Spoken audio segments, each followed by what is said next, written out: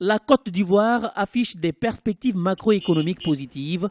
Selon le dernier rapport de la Banque mondiale paru en juillet 2016, l'économie ivoirienne devrait enregistrer une croissance de 8,5% en 2016. Cette prévision est inférieure à celle annoncée par le gouvernement ivoirien en janvier 2016, qui était de 9,8%.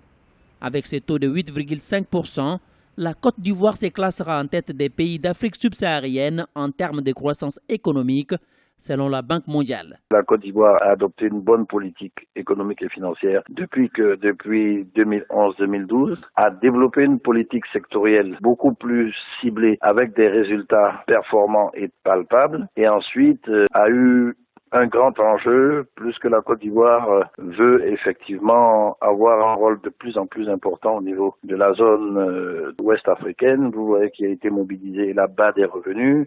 Vous avez vu que le Conseil de l'Entente aussi est en train d'être redynamisé.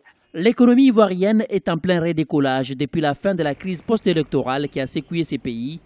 Le premier producteur mondial de cacao a enregistré des taux de croissance économique considérables ces 4 dernières années, notamment avec 9,8% en 2012, 8% en 2013 et 8,5% en 2014.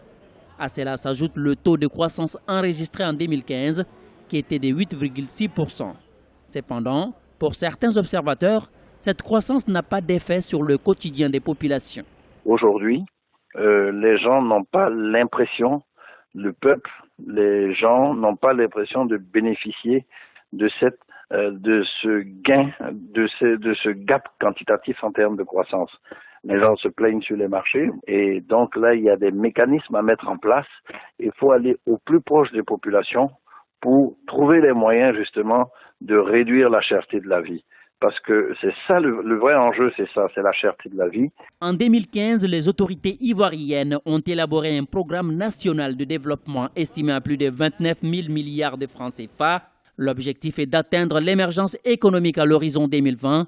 Dans la mise en œuvre de ces plans, il est prévu également le développement des mécanismes censés attirer davantage d'investisseurs en vue d'accroître les potentialités du secteur privé.